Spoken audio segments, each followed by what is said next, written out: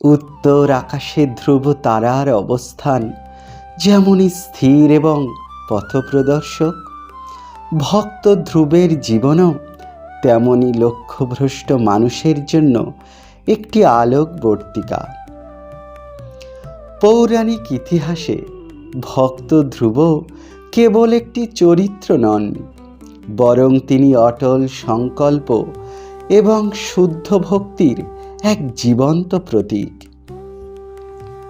স্বয়ং শ্রীমন মহাপ্রভু সন্ন্যাস লীলা প্রকটকালে নীলাচলে অবস্থানের সময় তার প্রিয় পার্ষদ শ্রীল গদাধর পণ্ডিত গোস্বামীর মুখে ধ্রুব চরিত্র শ্রবণ করে আনন্দ পেতেন। চলুন আজ আমরা সকলে সেই ধ্রুব চরিত্র আস্বাদন করি।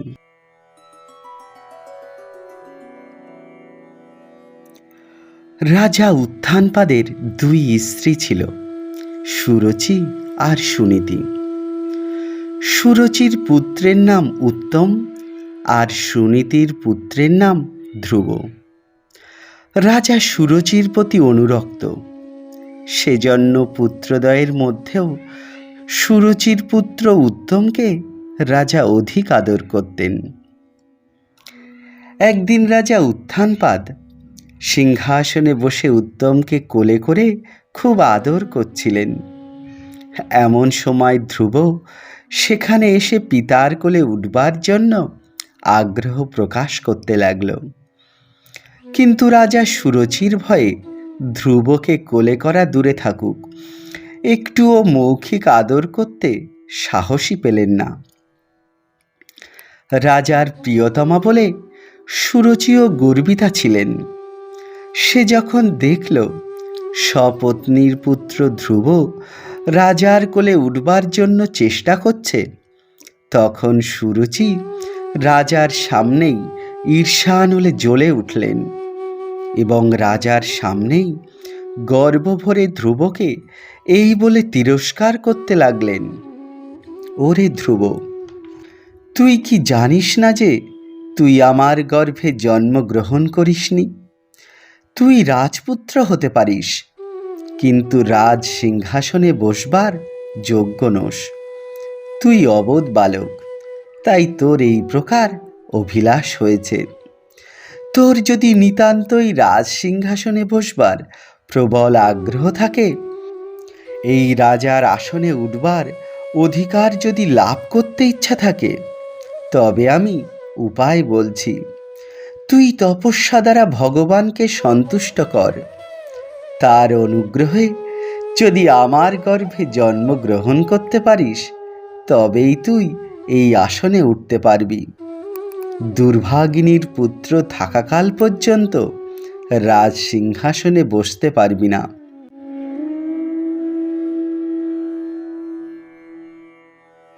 সরলমতি বালক ধ্রুব আদরের প্রত্যাশায় পিতার কোলে উঠতে গিয়ে বিমাতার তিরস্কার ভোগ করল। বিমাতার কঠোর বাক্যবাণে তার কোমল হৃদয় বিদ্ধ হয়ে গেল। ধ্রুবের আশা ছিল পিতা হয়তো তাকে আদর করে তার দুঃখ দূর করবেন, কিন্তু ধ্রুবের অদিষ্ট খারাপ, তাই পিতার এতটুকু আদর লাভ জুটল না। এমনকি পিতা বিমাতার এইরূপ অন্যায় আচরণ দেখেও একটি কথাও না বলায় ধ্রুবের আর দুঃখের সীমা রইল না। সে অভিমানে ক্রোধে দণ্ডহত সর্পের ন্যায় দীর্ঘ নিঃশ্বাস পরিত্যাগ করে অঝরে কাঁদতে কাঁদতে জননীর নিকট গমন করল। মা সুনীতি বালক ধ্রুবকে কাঁদতে দেখে কোলে তুলে নিয়ে তাকে সান্ত্বনা দেওয়ার চেষ্টা করতে লাগলেন। কিন্তু অনেক চেষ্টা করেও ধ্রুবকে সান্ত্বনা দিতে পারলেন না। ধ্রুব অঝরে কেবলই কাঁদছে। কেন কাঁদছে, কি জন্যে কাঁদছে, কিছুই বলছে না। মা সুনীতি ধ্রুবের এইরূপ অবস্থায় অস্থির হয়ে পড়লেন। এমন সময় অন্তঃপুরবাসীগণ সুনতিকে সমস্ত ঘটনার বিবরণ জানালো। ধ্রুব কেন কাঁদছে জানতে পেরে সুনীতি অন্তরে অসহ্য ব্যথা বেদনায় আর ধৈর্য ধারণ করতে পারলেন না। ধ্রুবকে নিজের কোলে দুই হাতে জড়িয়ে ধরে দাবাগ্নি লতার মতো শোকাগ্নিতে দগ্ধীভূত হয়ে অশ্রুপূর্ণ নয়নে বিলাপ করতে লাগলেন। যতই সপত্নীর দুর্বাক্যের কথা তার মনে পড়তে লাগল, ততই তার কমলের মতো সুন্দর নয়ন হতে শ্রাবণ মাসের বর্ষার মতো অশ্রুধারা বর্ষিত হতে লাগল। অনেকক্ষণ ধরে এইভাবে অঝরে ক্রন্দন ও বিলাপের পর ধ্রুবের মা সুনীতি নিজেকে কোনো মতে সংযত করবার চেষ্টা করলেন। কেননা এই সংসারে তার দুঃখের কোনো শেষ নেই, সান্ত্বনা দেবার মতো দ্বিতীয় কোনো ব্যক্তি নেই। রাজরানী হয়েও সে জনম দুঃখিনী, স্বামী তার প্রতি বিমুখ। সে যদি নিজে ব্যাকুল হয়ে পড়ে, দুঃখে শোকে ব্যথায় ভেঙে পড়ে, তাহলে বালক ধ্রুবকে সান্ত্বনা দেবে কে? নিজেকে কোনো মতে সংযত করে ধ্রুবকে বোঝাতে লাগলেন, বাপ ধ্রুব, তুমি কাঁদছ কেন? কেন দুঃখে শোকে বিমূঢ় হচ্ছ? তোমার বিমাতার কোনো দোষ নেই, সবই আমার অদৃষ্টের ফল। আমি এমনই হতভাগিনী যে মহারাজ আমাকে পত্নী রূপে এমনকি দাসী রূপেও স্বীকার করতে লজ্জাবোধ করেন। সেই হতভাগিনীর গর্ভে তুমি জন্মগ্রহণ করেছ, আমার স্তনদুগ্ধে তুমি বড় হয়েছ। সুতরাং রাজ সিংহাসনে আহরণ করবার ইচ্ছা প্রকাশ করা তোমার উচিত হয়নি। হায় রে রাজা, তুমি সুরচির প্রণয়ে এমনই আত্মহারা যে নিজ পুত্রের প্রতি তার এরূপ দুর্ব্যবহারে তাকে কোনো কথা বলা দূরে থাকুক, বালক সন্তানটিকে একটু সান্ত্বনা দেওয়ার জন্য কি তোমার সাহস হলো না? দাসীর পুত্রও যদি মহারাজের কাছে যায়, তাহলে তিনি তাকে আদর করেন, দুটো কথা বলেন। বাপ ধ্রুব, তুমি শান্ত হও, এজন্য আর ক্রন্দন করা ঠিক হবে না। আর তোমার বিমাতা তোমাকে তপস্যা করে ভগবানের আরাধনা করতে বলেছেন, সে অতি উত্তম কথা। আমিও তোমাকে তাই বলছি, তুমি একান্ত মনে শ্রীহরির আরাধনা করো। তোমার কামনা বাসনা ভগবান নিশ্চয়ই পূরণ করবেন। শ্রীহরির অনুগ্রহ ছাড়া কোনোদিনও কারোর অভীষ্ট সিদ্ধ হয় না। এ জগতে যে যত উন্নত হয়েছে, বড় হয়েছে, সকলেই তার অনুগ্রহে। সুতরাং তোমার মনের বাসনা যদি পূর্ণ করতে চাও, তবে সেই অগতির গতি শ্রী ভগবানের পাদপদ্মে শরণ নাও। তিনি ভিন্ন আর গত্যন্তর দেখি না। তুমি বিমাতার প্রতি মাৎসর্য ভাব রেখো না। আমার দৃঢ় বিশ্বাস তুমিও উত্তমের মতো রাজ সিংহাসন লাভ করতে পারবে। সেই দয়াল হরি এই বিশ্বের সৃষ্টি স্থিতি ও পালন কর্তা। যোগীগণ মন প্রাণ সংযম করে সেই সর্বেশ্বর হরির পাদপদ্মের স্তব করে থাকেন। সেই ভগবান শ্রীহরির আরাধনা করেই তোমার প্রপিতামহ ব্রহ্মা সর্বোৎকৃষ্ট ব্রহ্মপদ লাভ করেছেন। আবার তোমার পিতামহ মনুও যজ্ঞ দ্বারা আরাধনা করে অনন্য দুর্লভ পার্থিব সুখ, স্বর্গীয় সুখ, এমনকি মোক্ষ সুখও লাভ করেছেন।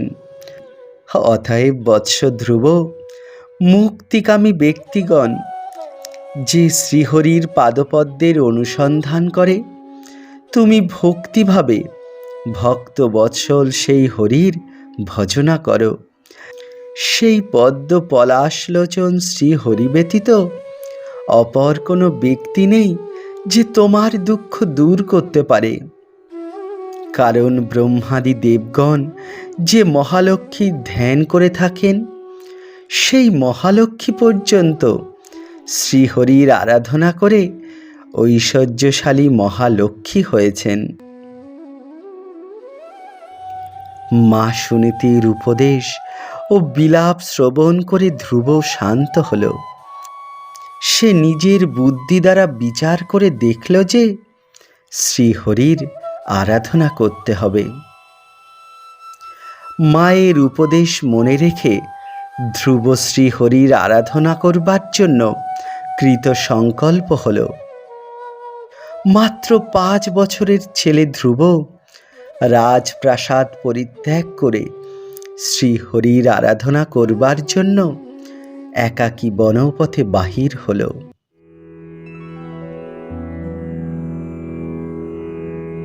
আপনাদের মনে প্রশ্ন জাগতে পারে, 5 বছরের ছেলে ধ্রুব বিমাতার দুর্বাক্যে ব্যথিত হয়ে অভিমানবশত শ্রীহরির আরাধনা করতে গৃহের বাইর হয়েছে। কিন্তু সে কি একবার চিন্তা করে দেখেছে তপস্যা কি কায়িক ও মানসিক ক্লেশসাধ্য? সাধনার পথ কত কঠিন কঠোর, তার উদ্যম কি সফল হবে? না কয়েকদিন পরে তাকে আবার বাড়ি ফিরে আসতে হবে। যদি ফিরেই আসতে হয়, তাহলে আর বৃথা কষ্টের পথে যাওয়ার দরকার কি? সত্যি কথা বলতে কি, আমাদের মধ্যেও অনেক সময় দুঃখ বা অভিমানবশত এরূপ আবেগ দেখতে পাওয়া যায়, কিন্তু তা বেশি সময় থাকে না। বৃথা কিছুদিন কষ্ট ভোগ করাই সার হয় মাত্র। অবশ্য ধ্রুব আমাদের মতো বালক নয়। নারদের মতো মহাযোগীও সাধন পথের কঠোরতা বর্ণনা করে তাকে নিবৃত্ত করতে পারেনি। দেবর্ষি নারদ জানতে পারলেন ধ্রুব বিমাতার তিরস্কারে অসহিষ্ণু হয়ে শ্রীহরির আরাধনার জন্য সংসার ত্যাগ করে বনে গমন করেছে। রাজপুত্র রাজপ্রাসাদে সুখে লালিত পালিত। 5 বছরের ছেলের কঠোর জীবনযাপনের কথা শুনে তিনি অবাক হয়ে গেলেন। ধ্রুব অনাহারে অনিদ্রায় কাহা পদ্ম পলাশ লোচন হরি, কাহা পদ্ম পলাশ লোচন হরি বলে ক্রন্দন করতে করতে বনপথে চলেছে। এমন সময় নারদমুনি ধ্রুবের সামনে এসে হাজির হলেন। অতি বাৎসল্যভাবে ধ্রুবের মাথায় হাত দিলেন। তাতে তার সমস্ত অনর্থরাশি বিনষ্ট হয়ে গেল। কেননা ভক্তকে বলা হয় পরশমণি।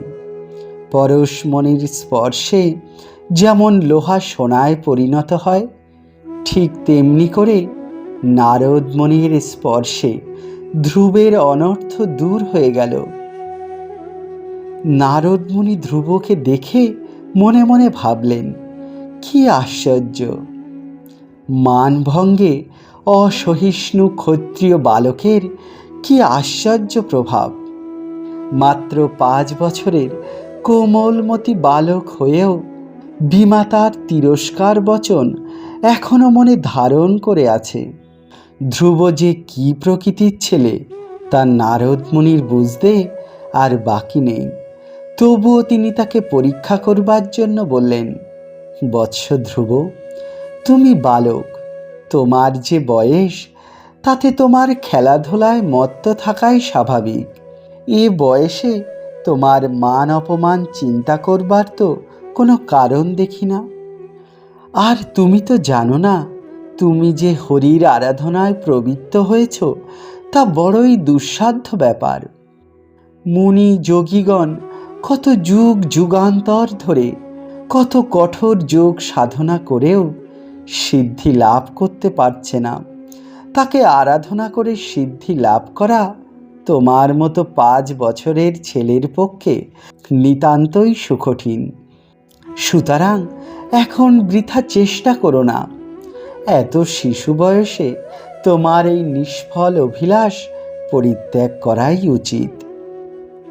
আর সত্য সত্য যদি তোমার ভজন করবার ইচ্ছা থাকে, তবে পরিণত বয়সে আবার চেষ্টা করো। কেননা বাল্যকাল ভজনের উপযুক্ত সময় নয়। তাই হে ধ্রুব, তুমি শান্ত হও। এ কঠিন কঠোর পথ পরিত্যাগ করে বাড়ি ফিরে যাও।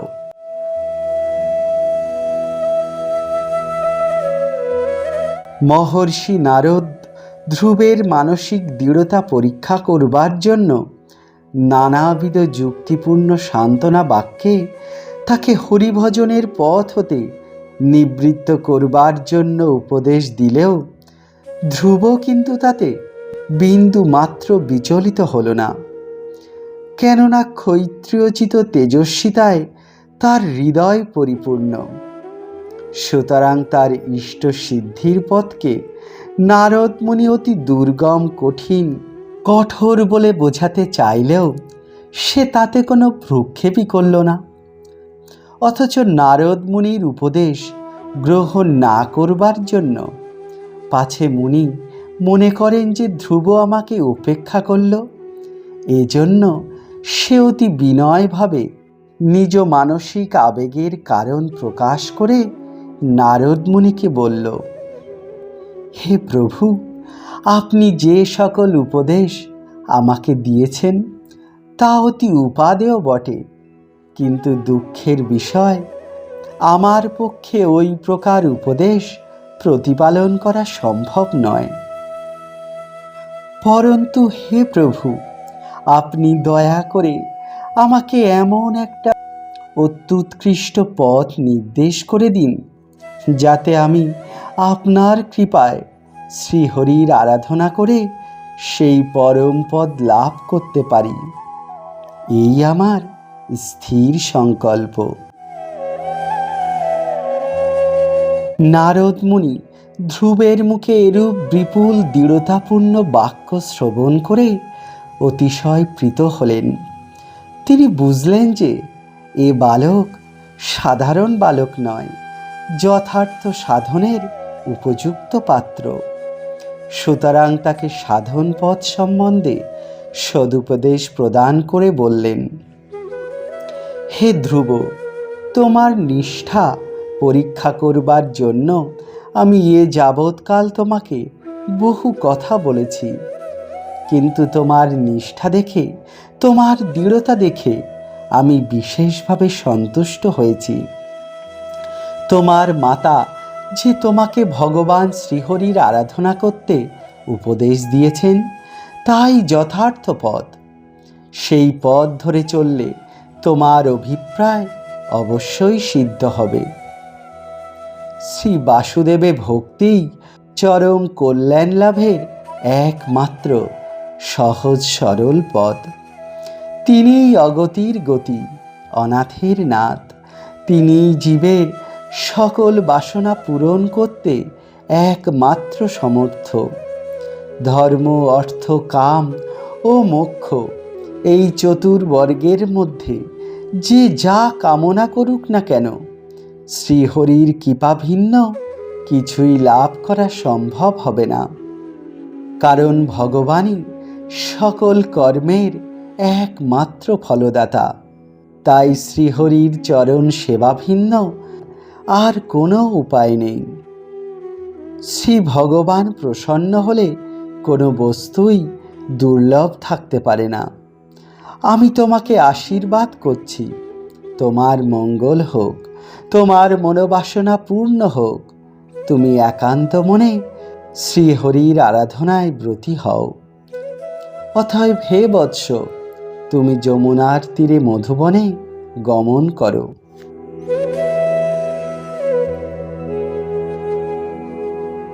আপনারা ভাবতে পারেন যে ভজন পথে অগ্রসর হতে হলে চাই গুরুকরণ, কিন্তু এই বনের মধ্যে ধ্রুব গুরু কোথায় পাবে? ভক্তের ইচ্ছানুসারে ভগবান সব ব্যবস্থা করে দেন। মনের দৃঢ়তা থাকলে গুরুর অভাব হয় না। সেই ইচ্ছাময়ের ইচ্ছা প্রভাবে সকলই জুটে যায়। বালক ধ্রুব যখন প্রাণের আবেগে গৃহ ত্যাগ করে বনে চলে গেল, তখন কি কেউ জানত যে তার সাধন পথে স্বয়ং দেবর্ষি নারদ গুরুরূপে সহায় হবেন? আসলে অন্তর্যামী ভগবান আগে থেকে সকল ব্যবস্থা করে রাখেন। শুধু মায়ামুগ্ধ বদ্ধজীব এ রহস্য বুঝতে পারে না। শ্রী ভগবানের পরম ভক্ত দেবর্ষি নারদ ধ্রুবের ব্যবহারে এবং নিজ যোগ বলে বুঝতে পারলেন যে এ বালক অতি সামান্য বালক নয়। এই 5 বছরের কোমলমতি বালক কালে কালে সাধনার দ্বারা ভগবানের অদ্বিতীয় একজন ভক্ত হয়ে উঠবে। সে ভগবানের অনুগ্রহের পাত্র। দেবর্ষি নারদ ধ্রুবের প্রতি বড়ই প্রীত হয়েছেন। তাই ভক্তপ্রধান নারদ ভগবানের সমস্ত অভিপ্রায় অবগত হয়ে তিনি ধ্রুবের মতো সুযোগ্য পাত্রকে একে একে যম, নিয়ম, আসন, প্রাণায়াম, প্রত্যাহার, ধ্যান, ধারণা ও সমাধি এই অষ্টবিধ যোগাঙ্গ শিক্ষা দিতে লাগলেন। তারপর ধ্রুবকে বললেন, তুমি যমুনার তীরে মধুবনে গমন করো। সেখানে মঙ্গলময় যমুনার জলে ত্রিসন্ধ্যা স্নান করে যথাবিধি আসন রচনা করে ত্রিধা প্রাণায়াম করবে। যম, নিয়ম, প্রত্যাহার দ্বারা ধীরে ধীরে পঞ্চ মহাবায়ু ইন্দ্রিয়বর্গ মনের চঞ্চলতা দূর করবে। মনের মালিন্য দূর করে স্থির চিত্তে জগৎগুরু শ্রী হরির ধ্যান করবে। তখন ধ্রুব শ্রী গুরু পাদপদ্মে আত্মসমর্পণ করত। সেই রূপ আরাধনা করতে কৃত সংকল্প হলে নারদ তাকে শ্রীহরির ধ্যান মন্ত্র বিশেষভাবে উপদেশ করে কীরূপে শ্রীহরির ধ্যান করবে তা শিখিয়ে দিলেন। নারদ মুনি ধ্রুবকে বললেন, তুমি এইরূপভাবে চিন্তা করে ভগবান শ্রীহরির ধ্যান করবে। শ্রীহরির বদন ও অবলোকন অতি প্রসন্ন। তিনি যেন কৃপা করবার জন্য সদা সর্বদা উন্মুখ হয়ে আছেন। তার নাসিকা অতি সুন্দর, ভ্রুযুগল অতি মনোরম, গণ্ডস্থল অতিশয় শোভাযুক্ত। তিনি সমস্ত দেবতাগণের মধ্যে পরম সুন্দর পুরুষ। তিনি বয়সে তরুণ, অঙ্গসমূহ তার অতি কমনীয়, ওষ্ঠ নয়ন যুগল অরুণ বর্ণ।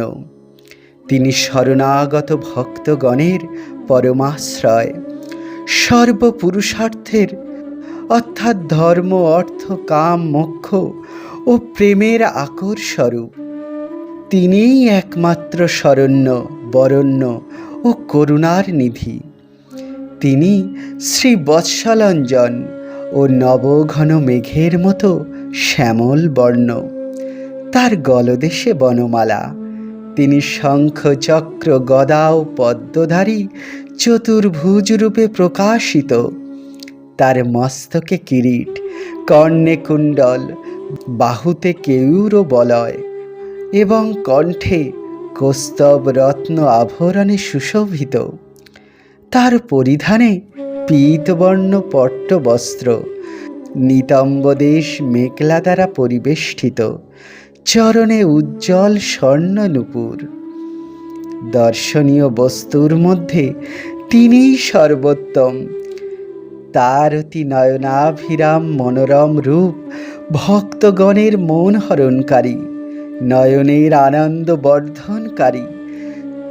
তার সুশোভিত পাদপদ্ম যুগল দ্বারা হৃদপদ্মের মধ্যভাগ অধিকার করে সেবকের আত্মায় অবস্থান করে মৃদুমন্দ মিষ্টি মধুর হাসির অনুরাগে রঞ্জিত দৃষ্টি দ্বারা ভক্তগণকে সর্বদা কৃপা করছেন। হে বৎস ধ্রুব, বরদাত্রীগণের মধ্যে শ্রেষ্ঠ শ্রীহরিকে এই প্রকারে সুসংহতভাবে ধ্যান করবে।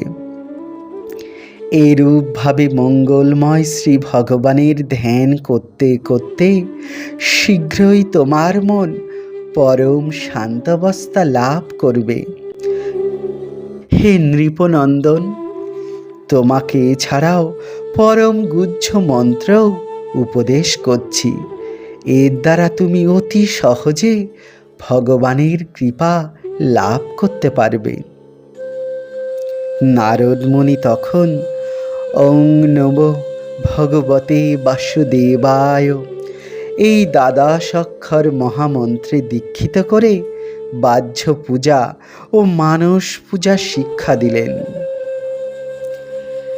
দেবর্ষি নারদের নিকট হতে সাধন পথের উপদেশ পেয়ে ধ্রুব পরম উপকৃত ও আনন্দিত হয়ে গুরু নারদজিকে প্রদক্ষিণ ও প্রণাম করে আপন কর্তব্য সম্পাদনের জন্য নারদ কথিত সেই পুণ্যময় মধুবনে গমন করল।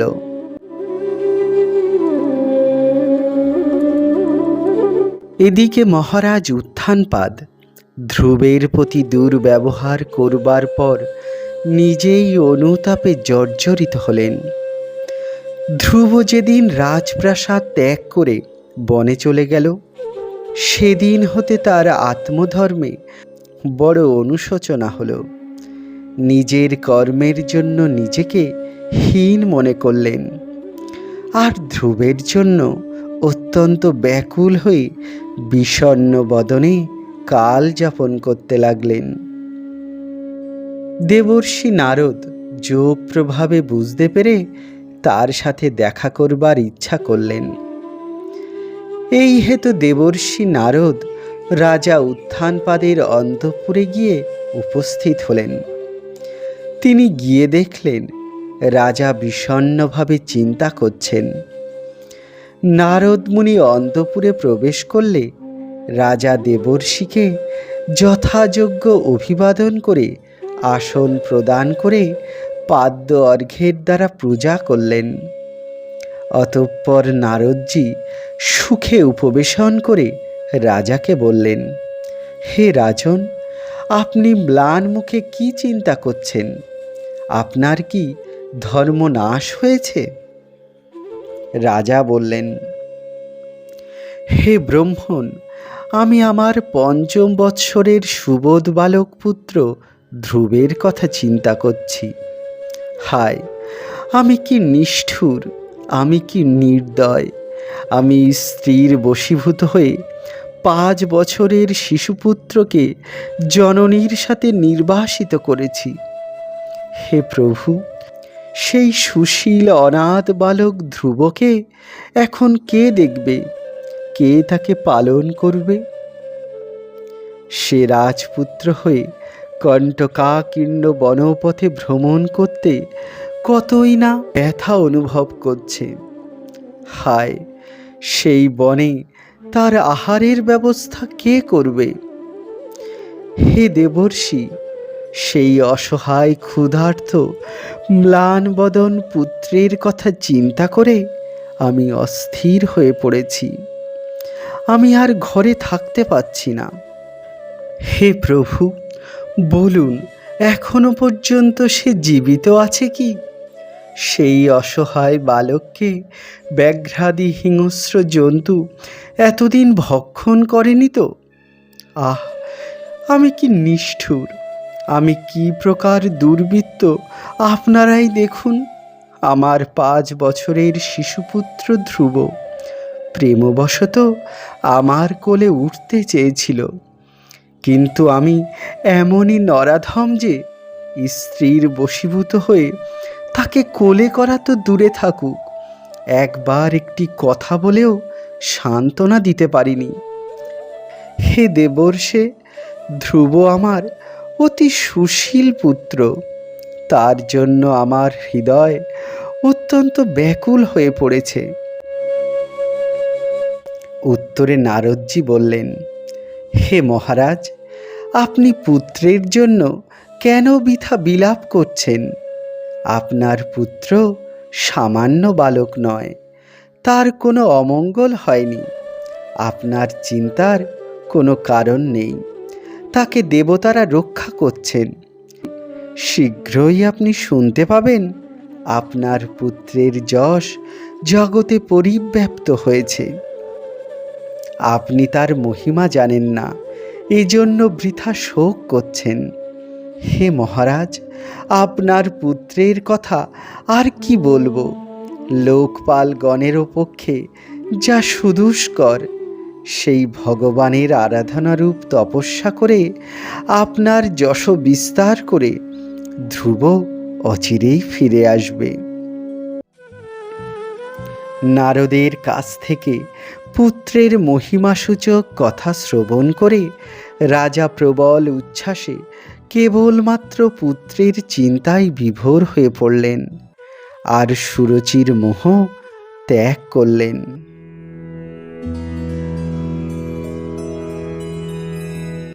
এদিকে ধ্রুব দেবর্ষি নারদ যেরূপ সাধন প্রণালী উপদেশ করেছিলেন, সেই মতো সেই মধুবনে গিয়ে যমুনার জলে স্নান করে অতি পবিত্র হল।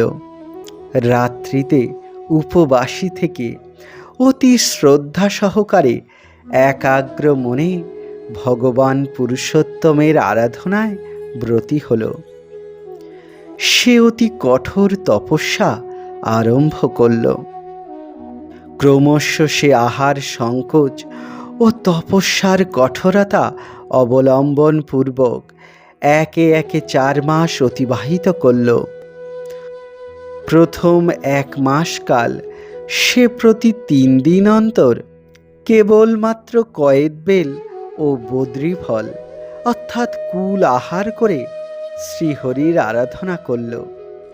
দ্বিতীয় মাসে সে সামান্য ফল আহারও না করে প্রতি 6 দিন অন্তর বৃক্ষ হতে পতিত শুষ্ক তৃণ ও পত্রাদি আহার করে শ্রী ভগবানের সেবা করতে লাগল।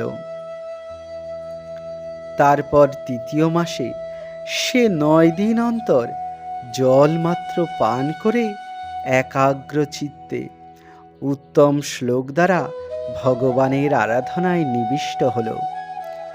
চতুর্থ মাস আরম্ভ হলে সে প্রত্যেক 12 দিবসে বায়ুমাত্র খেয়ে শ্বাস জয় করে শ্রী নারায়ণের ধ্যান দ্বারা আরাধনা করে এমন অভ্যস্ত হল যে কেবলমাত্র বায়ু দ্বারাই তার জীবন রক্ষা হয়, আর অন্য কোনো আহার্যেরই দরকার হলো না।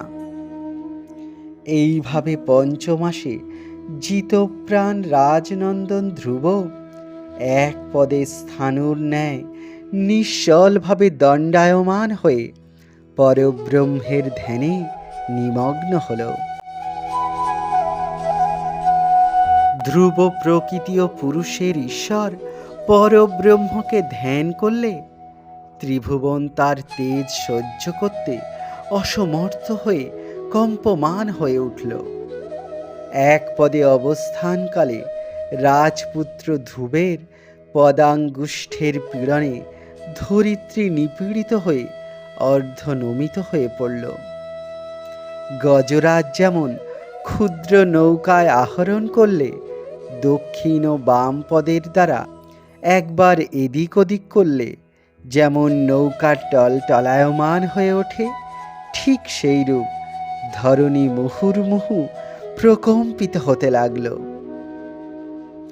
ধ্রুব যখন প্রাণ রোধ করে অর্থাৎ কুম্ভক যোগে ধ্যান করতে লাগল, তখন সর্বময় ভগবানের সাথে নিজের অভিন্নতা জ্ঞান ফুটে উঠল।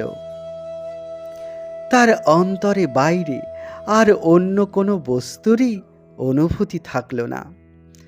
একমাত্র আরাধ্য দেবতার অপূর্ব মুখখানি তার অন্তরের মধ্যে বিরাজ করতে লাগলো। তখন তার সাধক দেহের মধ্যে বিরাট বিশ্বম্ভর মূর্তির গুরুত্ব আবির্ভূত হল। যে ভগবান শ্রীহরি সর্বভূতের আত্মস্বরূপ, ধ্রুব তাকে অন্তরের মধ্যে বসিয়ে নবোদ্বার ও পঞ্চপ্রাণ নিরোধপূর্বক সমাহিত চিত্তে ধ্যান করতে লাগল। সর্বপ্রাণ ভগবান ধ্রুবের অন্তরে সমরুদ্ধ হয়েছেন। তাই বুঝি সকলের যেন প্রাণহীন অবস্থা হল। তখন ইন্দ্রাদি লোকপালগণ পর্যন্ত ধ্রুবের তপস্যা প্রভাবে বিহ্বল হয়ে পড়লেন ও অনন্যোপায় হয়ে সকলে ভগবান শ্রীহরির চরণে শরণ নিয়ে প্রতিকার প্রার্থনা করতে লাগলেন। তারা বলতে লাগলেন, হে ভগবান, আপনি শরণাগত পালক, আমরা আপনার শরণাগত হয়েছি। আপনি আমাদের এই প্রাণ রোধজনিত ক্লেশ হতে উদ্ধার করুন। শ্রী ভগবান তাদের প্রতি কৃপা পরবশ হয়ে বললেন, হে দেবগণ, যে বালক হতে আপনাদের এই প্রাণ নিরোধ হয়েছে, তাকে আমি এখনই তপস্যা হতে নিবৃত্ত করছি। আমি বিশ্বাত্মা। তোমরা জানো না যে উত্থানপাদ নন্দন ধ্রুব একান্তভাবে মদগত চিত্ত হয়ে আমার ধ্যান করছে। সুতরাং তোমাদের ভয়ের কোনো কারণ নেই। তোমরা নিজ নিজ ধামে গমন করো। ইন্দ্রাদি লোকপালগণ ধ্রুবের সাধন বৃত্তান্ত ও শ্রীহরির সান্ত্বনা বাক্য শ্রবণে আশ্বস্ত চিত্তে তাকে প্রণাম করে স্বর্গে গমন করলেন। করুণাময় ভগবান তখন মনে মনে ভাবলেন যে বালক ধ্রুব যেরূপ কঠোর সাধনা করছে, তাতে তার কাম্যফল প্রদানে বিন্দুমাত্র বিলম্ব করা উচিত হবে না। কেননা তার তপপ্রভাবে ত্রিলোক যেরূপভাবে অভিভূত হয়েছে, তাতে বিলম্ব করলে সৃষ্টি রক্ষা করা আর সম্ভব হবে না। এইরূপ বিবেচনা করে তিনি গরুড়ের পিঠে আরোহণ করে ধ্রুবের নিকট আগমন করলেন। তখন ধ্রুবের পূর্ণ সমাধি অবস্থা। বাহ্যিক বিষয়ের কিছুমাত্র অনুভূতি তার নেই, কারণ তার হৃদপদ্মে একমাত্র সেই পরম আরাধ্য শ্রী ভগবান মধুর মূর্তিতে বিরাজ করছেন। অন্তর্যামী ভগবান বুঝলেন যে ধ্রুবের সমাধি ভঙ্গ না করলে তার চিত্ত বাইরে সঞ্চারিত হবে না, আর তা না হলে তো ভগবানের আগমনই বৃথা হয়ে যাবে। সুতরাং তিনি স্বয়ং তার অন্তর হতে ক্ষণিকের জন্য অন্তর্হিত হলেন। তাতে ধ্রুবের অন্তর্দৃষ্টি লক্ষ্য হারা হল। অমনি চিত্তের সমাধি ভঙ্গ হল। ধ্রুব চক্ষু মেলা মাত্র সম্মুখে দেখতে পেল যে সেই ধ্যানের দেবতা শঙ্খ চক্র গদা পদ্মধারী স্বয়ং ভগবান নয়ন সম্মুখে শোভা পাচ্ছেন। বালক ধ্রুব সাক্ষাৎভাবে শ্রী ভগবানকে দেখতে পেয়ে অতিশয় আনন্দে অধীর হয়ে উঠল। সে নয়ন যুগল দ্বারা এমন আগ্রহে ভগবানকে দেখতে লাগলো যেন সে তাকে নয়ন দ্বারা পান করতে লাগল। সে ভূতলে দণ্ডবৎ প্রণত হয়ে সমস্ত অঙ্গ দ্বারা তার সেবা করতে ইচ্ছা করল। প্রণামকালে মুখ দ্বারা তার চরণ চুম্বন ও পুনঃ পুনঃ পাদপদ্ম আলিঙ্গন করতে লাগল।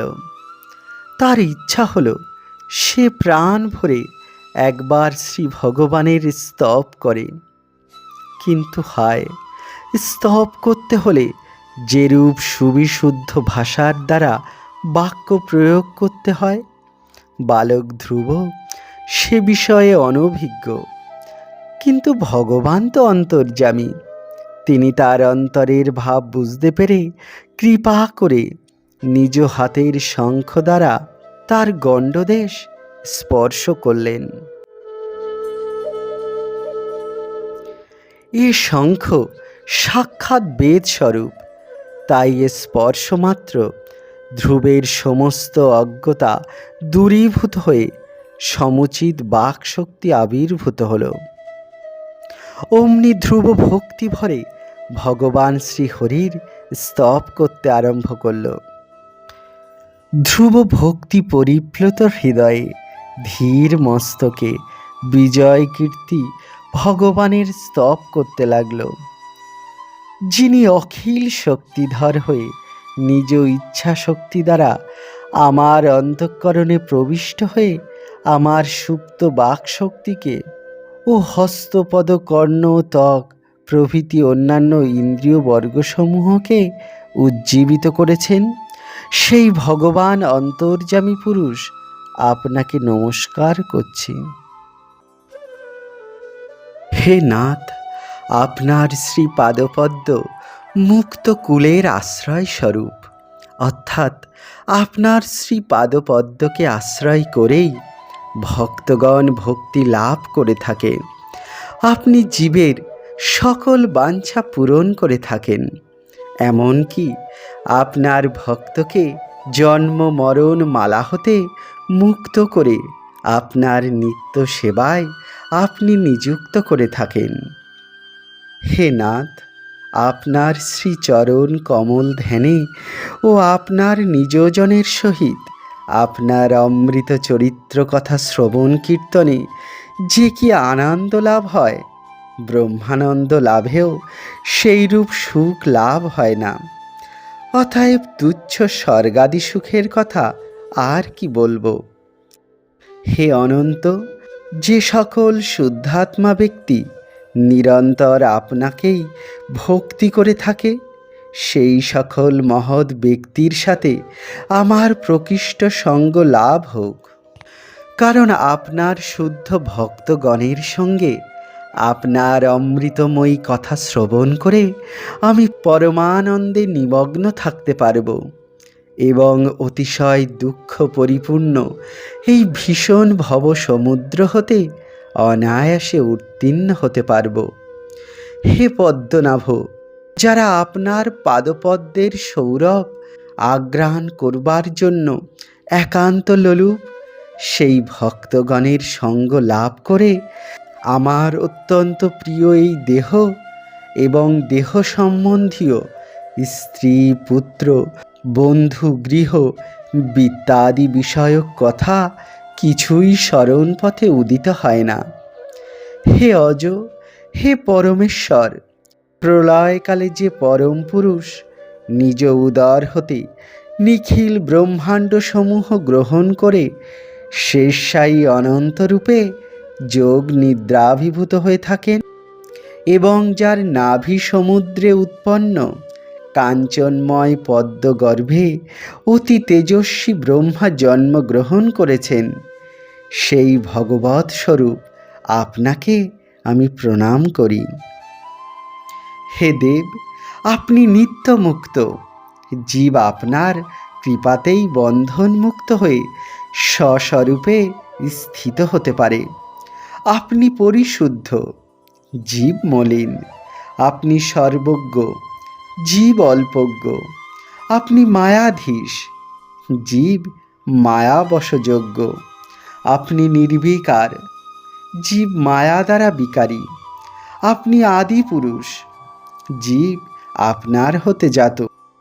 আপনি পূর্ণ ঐশ্বর্যশালী ভগবান, জীব ভাগ্যহীন। আপনি ত্রিগুণের অধীশ্বর, জীব গুণ দ্বারা বশীভূত। আপনি অখণ্ড চিন্ময় দৃষ্টি দ্বারা বুদ্ধির সমস্ত অবস্থাকেই দর্শন করে থাকেন। আপনি যজ্ঞেশ্বর বিষ্ণুরূপে বিশ্বের পালক, সুতরাং আপনি জীব হতে ভিন্ন স্বরূপেই বিরাজমান। পরস্পর বিরুদ্ধ গুণযুক্ত বিদ্যা ও অবিদ্যা প্রভৃতি নানাবিধ শক্তিসমূহ যে অচিন্ত শক্তিস্বরূপ শ্রী ভগবান হতে নিরন্তর উদ্ভূত হচ্ছে, সেই বিশ্বের কারণভূত অখণ্ড অনন্ত অনাদি আনন্দস্বরূপ নির্বিকার পরব্রহ্ম ভগবৎচরণে আপনার নিকট আমি শরণাগত হলাম। হে ভগবান, আপনি পরম আনন্দ স্বরূপ। যে সকল সাধক ভক্ত আপনাকে পরমানন্দ স্বরূপ জ্ঞানে নিষ্কামভাবে আপনার আরাধনা করে, তাদের নিকট আপনার পাদপদ্ম রাজ্যাদি স্বরূপ সকল কাম্য ফল হতে পরম শ্রেষ্ঠ হয়ে থাকে। কিন্তু হে নাথ, গাভী যেমন ক্ষুদ্র বৎসকে বাৎসল্যযুক্তভাবে দুগ্ধ পান করায় এবং তাকে হিংস্র জন্তু হতে রক্ষা করে, তদ্রূপ ঐশ্বর্যশালী আপনিও স্নেহ পরবশ হয়ে আমার ন্যায় সকাম ব্যক্তিকেও সংসার ভয় হতে রক্ষা করে থাকেন।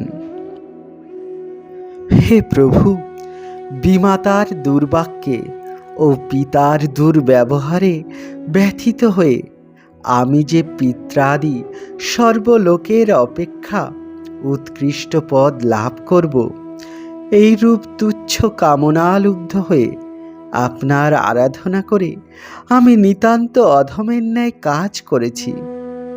আমি আর কিচ্ছু চাই না, কেবল আপনার ভক্তগণের সঙ্গ লাভ কামনা করি। কেননা ভক্ত সঙ্গে বাস করে আপনার রূপ গুণ নাম লীলাদি কথালাপে এই দুঃখ শোকাদি পরিব্যাপ্ত ভবসাগর হতে অনায়াসে পার হতে পারব।